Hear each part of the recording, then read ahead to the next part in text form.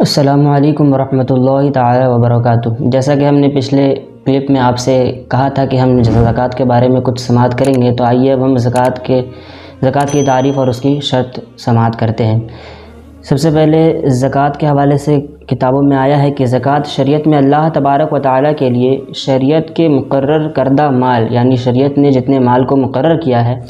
اتنے مال کے ایک حصے کا مسلمان فقیر کو دے دینا، اس کا نام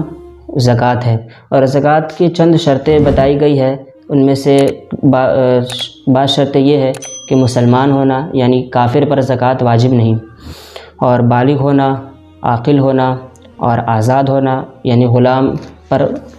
زکوٰۃ واجب نہیں، اور نصاب کے برابر مال اس کی ملکیت میں ہونا، اگر نصاب سے کم ہے تو زکوٰۃ واجب نہیں، پورے طور پر اس کا مالک ہو یعنی اس پر قابض بھی ہو، یعنی وہ مال اگر نصاب بھر پہنچا ہوا ہے تو اس مال پر مکمل طور پر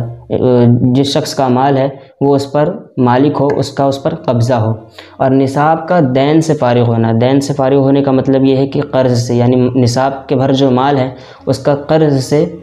بری ہونا، یعنی اس میں قرض شامل نہ ہو، اور اگر قرض ہو اور قرض دینے کے بعد اگر مال نصاب کے بھر بچتا ہے تو پھر اس پر واجب ہے، اور اگر قرض ادا کرنے کے بعد مال اتنا نہیں بچتا ہے تو اس پر زکوٰۃ واجب نہیں ہے۔